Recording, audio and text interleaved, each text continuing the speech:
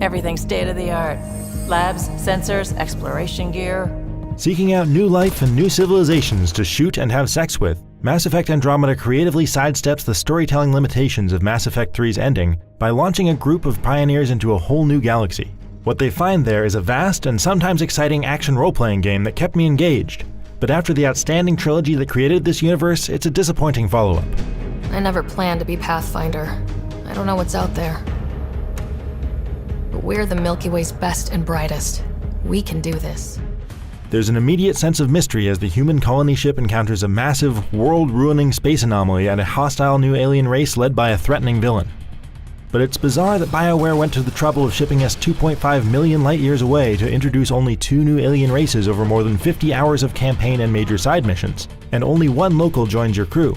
Andromeda also retreads some major plot ideas from the original trilogy, including another long-dead civilization that's left advanced technology lying around. The major worlds you explore are almost all distinct from each other, and most are huge. Granted, the majority of that is empty space and there's a fair amount of repeated structures and enemy encounters populating them, but they often have unique hazards. And tooling around in the Nomad is a little more interesting than simply holding down the gas button, thanks to jump jets and a simple gear shift for going uphill. There's a lot of filler in the form of MMO-style fetch and kill quests too. Plus, scanning uninhabited planets for resources is as tedious a task as it's been in any of the original trilogy, but at least it's over quickly and the spaceflight scenes between them are gorgeous.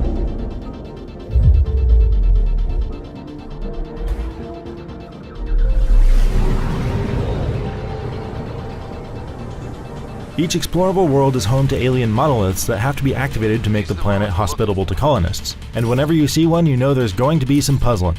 They don't force you to think outside the box, but as someone who enjoys Sudoku number puzzles, I found these to be a nice break from the action. I could do without the jumping puzzles though. I'm Ryder, the human Pathfinder. Unlike Shepard, who could barely step over an ankle-high obstacle, the new customizable protagonist Ryder is fantastically mobile.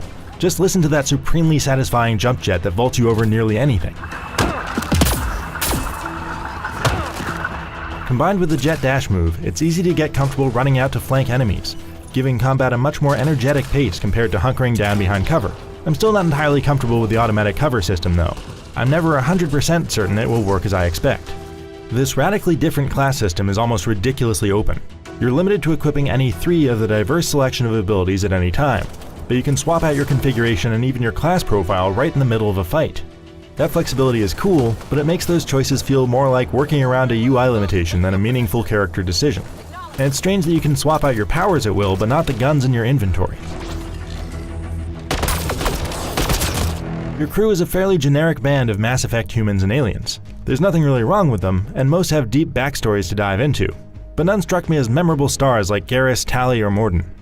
Peebee is probably the best of the cast thanks to her quirky humor and bickering with her fellow Asari Lexi. How uptight you are. I am not uptight. But the rest seem too conflict-free to be all that interesting. Everyone getting along for the most part is a little bit boring, regardless of how flirty and naked they are. Part of that is because the writing is so inconsistent. There are some respectable quests and excellent morally gray questions where both options have compelling logic and terrible consequences.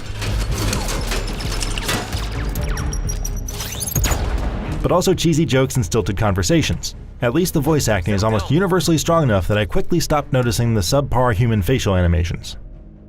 On that note, Mass Effect Andromeda is more than a little rough in the technical sense. On PlayStation 4 and Xbox One, it's prone to major frame rate drops and hitches regardless of what's happening on screen. There's also very noticeable and distracting texture pop-in during conversations. The companions are also a bit disappointing in combat.